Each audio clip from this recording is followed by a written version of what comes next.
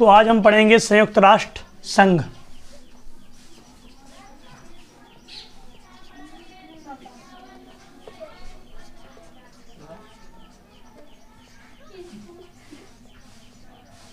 United Nations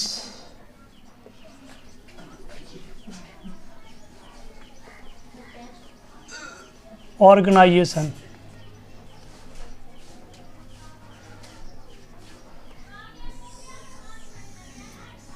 तो आज का हमारा टॉपिक है संयुक्त राष्ट्र संघ, यूनाइटेड नेशंस ऑर्गेनाइजेशन। तो हम सबसे पहले समझेंगे कि संबंध हमें पता है कि 3 प्रकार के होते हैं। सबसे पहले हमारे 2 देशों के बीच में संबंध, और इसके बाद 2 देशों के बीच में संबंध यदि हैं, इसके बाद किसी क्षेत्र विशेष के संबंध, क्षेत्रीय संबंध,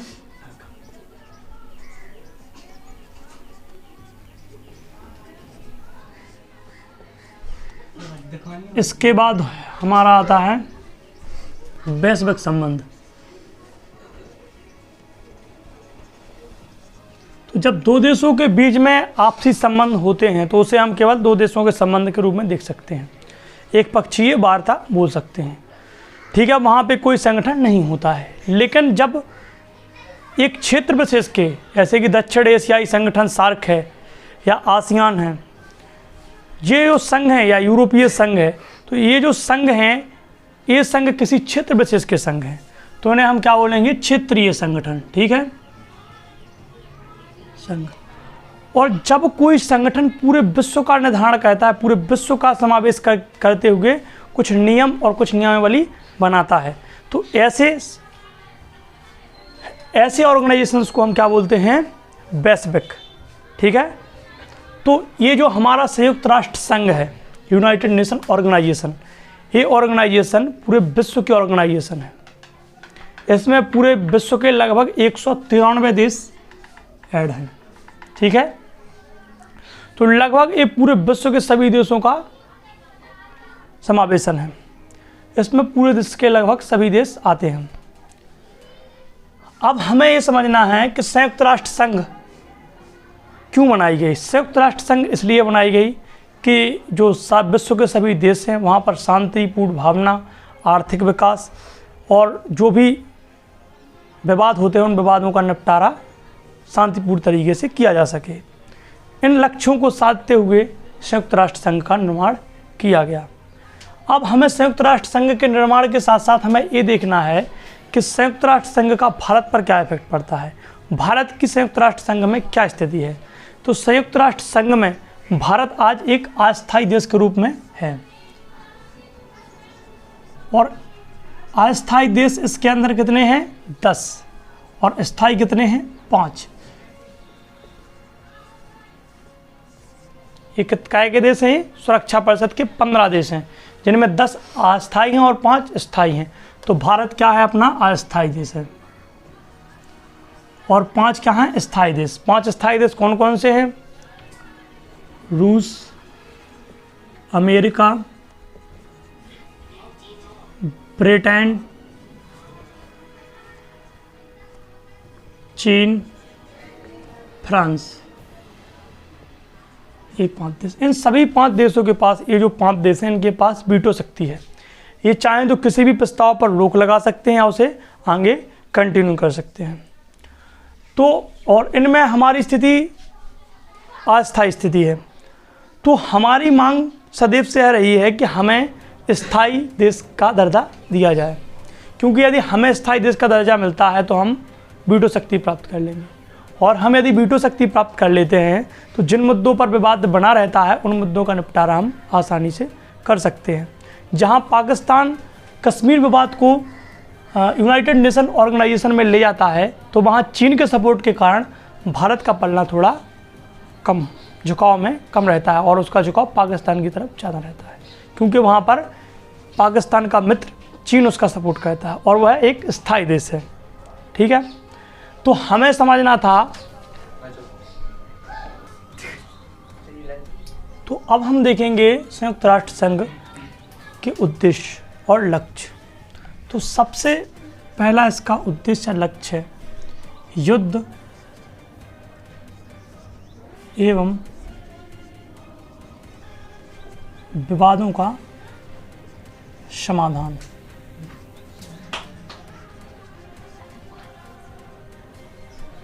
तो युद्ध एवं विवादों का समाधान, तो संयुक्त राष्ट्र संघ के जो लक्ष्य हैं उसमें क्या है? सबसे पहला पॉइंट, युद्ध एवं विवादों का समाधान। तो संयुक्त राष्ट्र संघ का एक महत्वपूर्ण लक्ष्य और उद्देश्य युद्ध एवं विवादों का समाधान है। किन्हीं भी विभिन्न देशों के मध्य यदि युद्ध की स्थिति बनती है या कोई भी विवाद होता है, कोई भी डिस्प्यूट होता है, तो उस डिस्प्यूट या विवाद को या युद्ध का निपटारा संयुक्त राष्ट्र संघ करेगा। जैसे यदि भारत और पाकिस्तान के बीच में कोई युद्ध होता है तो उस युद्ध की पूरी तहकीकात यूएन वो करेगा और देखेगा कि किस देश के द्वारा पहले आक्रमण किया गया और किस देश की इसमें गलती पाई जाती है और उस देश के खिलाफ वो एक्शन लेगा। यदि परमाणु हथियार का यूज भारत या पाकिस्तान में से कोई देश पहले करता है तो उसके ऊपर आर्थिक प्रतिबंध भी लगाए जा सकते हैं, राजनीतिक प्रतिबंध भी लगाए जा सकते हैं और उसके ऊपर एक्शन भी लिया जा सकता है। जैसे कि भारत ने जब 1998 में परमाणु परीक्षण किया था तब उस समय भारत के ऊपर आर्थिक प्रतिबंध संयुक्त राष्ट्र संघ और अमेरिका जैसे देशों के द्वारा लगाए गए थे, जिसके कारण भारत की स्थिति बहुत ख़राब हो गई थी। तो ये कुछ कारण हैं और इसमें इसका एक प्रमुख लक्ष्य युद्ध एवं विवादों का समाधान है। तो संयुक्त राष्ट्र संघ समय समय पर विभिन्न युद्धों एवं विवादों का समाधान करता है। दूसरा हमारा पॉइंट है समान अधिकार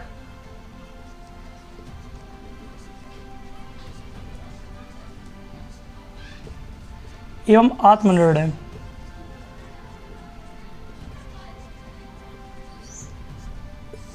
तो संयुक्त राष्ट्र संघ में जितने भी 193 देश हैं उन देशों के साथ समानता का व्यवहार किया जाता है और जिस देश का भी कोई विवाद है या मुद्दा है किन्हीं दो देशों के मध्य में, यदि कोई ऐसा देश है जो शक्तिशाली देश है और कोई यदि कमज़ोर राष्ट्र है, तो उन दो राष्ट्रों में जब विवाद का निपटारा होगा तो संयुक्त राष्ट्र संघ उन विवादों में उनके प्रति कोई भी भेदभाव ना करते हुए दोनों देशों के साथ समानपूर्ण रवैया अपनाते हुए आत्मनिर्णय, स्वयं के निर्णय से उसको सुनिश्चित करेगी, ना कि किसी भी जो शक्तिशाली राष्ट्र है उसके तरफ उसका झुकाव होगा।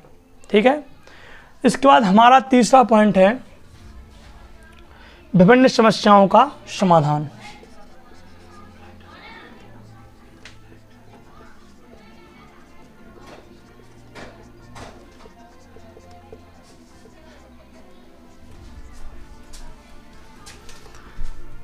तो संयुक्त राष्ट्र का एक सबसे बड़ा उद्देश्य और लक्ष्य हम देख सकते हैं कि विभिन्न समस्याओं का समाधान है, जो कि इन्हीं पॉइंटों से रिलेट है कि जितने भी देशों के बीच में कोई समस्या यदि उत्पन्न होती है, कोई भी यदि समस्या जैसे कि कोरोना जैसी आज महामारी या कोई भी ऐसी प्लेग आया, हैजा आया, कई प्रकार की बीमारी, टीबी, पोलियो, जितने भी रोग आए उन सभी रोगों के ऊपर संयुक्त राष्ट्र ने एक अपना भाग लिया और उसको कम करने का प्रयत्न किया। संयुक्त राष्ट्र संघ के द्वारा ही WHO, World Health Organisation, WTO, World Trade Centre या वर्ल्ड बैंक, इन सभी चीज़ों की स्थापना की गई जो विभिन्न प्रकार की समस्याओं को कम करती है और उसका निपटारा करती है। ठीक है। चाहे उनके द्वारा स्वास्थ्य संगठन हो, जिस स्वास्थ्य संगठन के कारण आज पूरे विश्व को देखा और समझा जाता है। वहाँ विभिन्न देशों में जो भी समस्या है, यदि कहीं भूख की समस्या है, कहीं बेरोजगारी की समस्या है, तो उन समस्याओं को संयुक्त राष्ट्र के मेंबर्स देखते हैं और उन पर एक्शन भी लेते हैं। चौथा हमारा पॉइंट है समन्वय की स्थापना।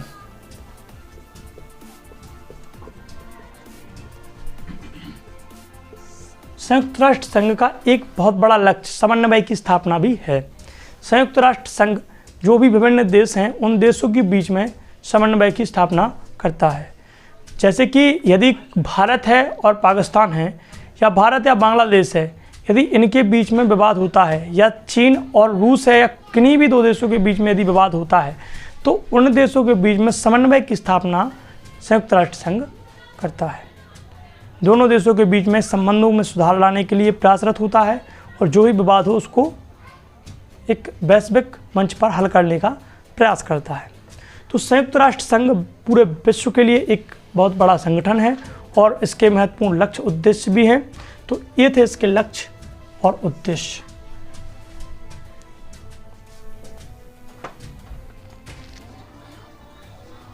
तो अब हम संयुक्त राष्ट्र संघ के एक महत्वपूर्ण अंग, उसकी एक शक्ति, जो उनके अंगों की एक महत्वपूर्ण शक्ति है, वीटो पावर, संयुक्त राष्ट्र संघ की वीटो पावर,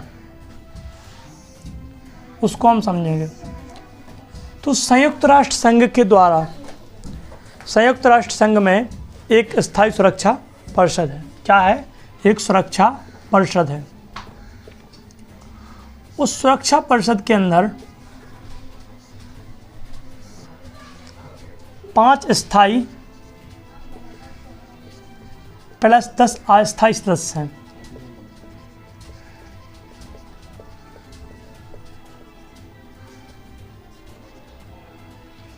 इन अस्थायी सदस्यों में भारत भी है और ये 5 स्थायी सदस्य दुनिया की सबसे बड़ी ताकतें हैं, जो एक महाशक्ति हैं। ठीक है, इनके अंदर सबसे पहले हमारा चीन, अमेरिका, रूस, फ्रांस, ब्रिटेन, ये 5 देश जो इसमें स्थायी देश हैं, जिनके पास वीटो पावर है, वीटो शक्ति है। कौन सी शक्ति है? वीटो शक्ति है। तो अब हमें ये समझना है कि वीटो शक्ति है क्या। तो जो स्थायी परिषद, जो स्थायी सुरक्षा परिषद है, इस सुरक्षा परिषद के जो 5 स्थायी सदस्य हैं, हमें पता है कि इसके टोटल कंट्री संयुक्त राष्ट्र संघ की 193 है। तो इसकी जो स्थायी सदस्य हैं सुरक्षा परिषद के, जो इसकी महत्वपूर्ण अंग है सुरक्षा परिषद, इसका हृदय कहा जाता है। संयुक्त राष्ट्र संघ का हृदय सुरक्षा परिषद को कहा जाता है। तो जब ये स्थायी सदस्य 5 हैं और अस्थायी सदस्य 10 हैं, ठीक है, तो ये जो 5 देश हैं, चीन, अमेरिका, रूस, फ्रांस, ब्रिटेन, तो इस शक्ति का उपयोग ये 5 देश कर सकते हैं। इनमें से कोई भी देश वीटो पावर लगा सकता है। तो हमें ये समझना है कि वीटो पावर के ये यूज किस प्रकार से करते हैं और ये क्या है। तो वीटो पावर, यदि किसी समस्या, विवाद या कोई भी विषय जो संयुक्त राष्ट्र संघ में आता है, उसकी सुरक्षा परिषद में जाता है, कोई भी विषय, किसी भी देश के बीच का विवाद हो या कोई भी चीज़ हो या कोई भी विषय हो जिस पर विचार विमर्श किया जा रहा हो, तो जब वहाँ पर विचार विमर्श किया जा रहा है और यदि उस विवाद का निपटारा हो चुका है और निपटारे के अंत में परिणाम निकला है कि कोई ऐसे विवाद है, जैसे कि भारत और पाकिस्तान के बीच में हम विवाद मान लें, तो भारत और पाकिस्तान के बीच में यदि कोई विवाद है तो इन 2 पक्षों में से हमारे पास कितने 5 स्थायी सदस्य हैं और 10 अस्थायी सदस्य हैं। अब यदि पाकिस्तान की ओर विवाद का हल होता है और पाकिस्तान उस विवाद को जीत लेता है, वही विवाद है, और उसके तरफ जो नंबर ऑफ सदस्य हैं वो कितने उनके पक्ष में हैं, तो 10 अस्थायी सदस्य पक्ष में हैं पाकिस्तान के और 4 स्थायी सदस्य हैं।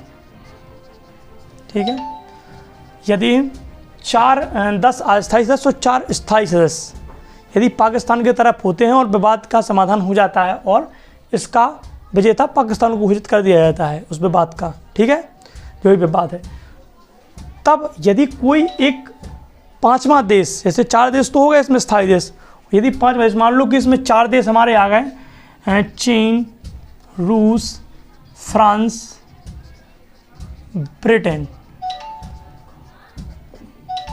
ठीक है, और यहाँ पे तब और भारत का विवाद है, तो यहाँ पे कितने सदस्य बचेंगे अस्थायी? 9, ठीक है।